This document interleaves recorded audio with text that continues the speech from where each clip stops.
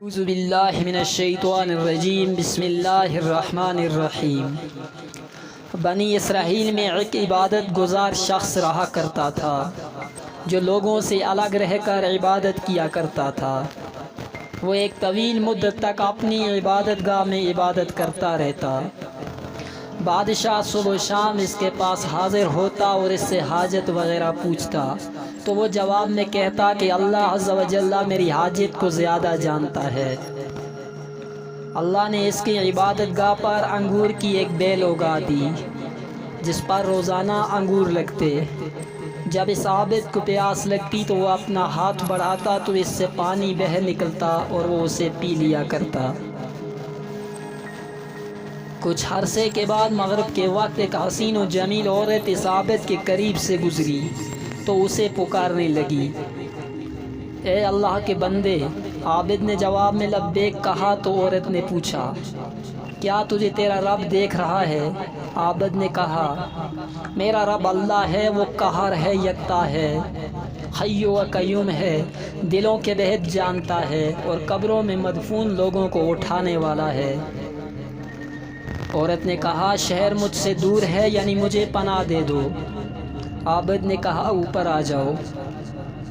جب وہ عورت عبادت گاہ میں داخل ہوئی تو اپنے کپڑے اتار کر برہنہ ہو گئی اور عابد کو دعوت نظارہ پیش کرنے لگی۔ اس عابد نے اپنی نگاہیں جھکا لیں اور عورت سے کہا، تو برباد ہو، اپنا جسم ڈھانپ لے۔ عورت بولی، اگر آج رات تو مجھ سے نفع اٹھا لے گا تو تیرا کیا جائے گا؟ تو اس عابد نے اپنے نفس سے پوچھا، تو کیا کہتا ہے؟ نفس بولا، خدا کی قسم میں تو اس موقع سے ضرور فائدہ اٹھاؤں گا۔ عابد اپنے نفس سے بولا، تیری ہلاکت ہو، تو گندک کا لباس اور آگ کے انگارے چاہتا ہے اور میری اتنی عرصے کی عبادت ضائع کرنا چاہتا ہے۔ کیا تو نہیں جانتا کہ زانی کی بخشش نہیں ہوگی اور اسے منہ کے بھل جہنم میں دھکیل دیا جائے گا؟ جہنم کی آگ کبھی نہیں بجھے گی اور نہ ہی فنا ہوگی۔ مجھے اندیشہ ہے کہ اللہ تجھ پر ایسا غضب فرمائے گا کہ پھر کبھی تجھ سے راضی نہ ہوگا۔ جب اس کے نفس نے مزید ورغلایا تو وہ عابد بولا، میں تجھے دنیا کی ہلکی سی آگ پیش کرتا ہوں، اگر تو نے اسے برداشت کر لیا تو تجھے آج رات اس عورت سے نفع اٹھانے دوں گا۔ پھر اس نے چراغ میں تیل بھرا اور اس کی بتی کو بڑا کر دیا۔ وہ عورت بھی یہ سب باتیں سن رہی تھی اور عابد کا عمل دیکھ رہی تھی۔ پھر اس عابد نے اپنا ہاتھ بتی پر رکھا تو اس نے ہاتھ نہ جلایا۔ تو وہ بتی سے بولا، کیا ہوا، جلاتی کیوں نہیں؟ تو آگ نے اس کا انگوٹھا جلا دیا، پھر اس کی انگلیاں اور پھر اس کا ہاتھ جلا ڈالا۔ اس پر عورت نے ایک زوردار چیخ ماری اور دنیا سے رخصت ہو گئی۔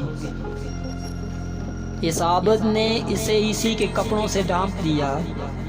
جب صبح ہوئی تو ابلیس ملعون نے چیخ کر لوگوں سے کہا، اے لوگو، عابد نے فلاں شخص کی بیٹی سے زنا کر کے اسے قتل کر دیا ہے۔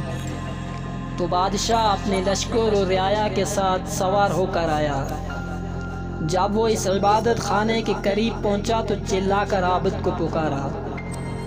عابد نے پکار کا جواب دیا تو بادشاہ نے پوچھا کہ فلاں کی بیٹی کہاں ہے؟ عابد نے کہا، وہ میرے پاس ہی ہے۔ بادشاہ بولا، اسے میرے پاس بھیجو۔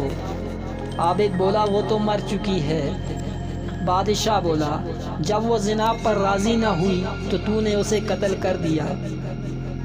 پھر اس عورت کو وہاں سے اٹھا لیا گیا اور عابد کو قید خانے میں ڈال دیا گیا۔ وہ لوگ زانی کو آرے سے کاٹ دیا کرتے تھے۔ اس عابد کا ہاتھ آستین میں چھپا ہوا تھا، وہ انہیں اپنا قصہ نہیں بتا رہا تھا۔ پھر اس کے سر پر آرا رکھ دیا گیا اور جلادوں سے کہا گیا کہ آرا چلاؤ۔ تو انہوں نے آرا چلا دیا۔ جب آرا اس کے دماغ تک پہنچا تو اس کے منہ سے آہ نکلی۔ تو اللہ عز و جل نے جبریل علیہ السلام کو بھیجا کہ اس سے کہو یہ کچھ نہ بولے، میں اسے دیکھ رہا ہوں، میرے عرش اٹھانے والے اور آسمانوں کے مکین فرشتے رو رہے ہیں۔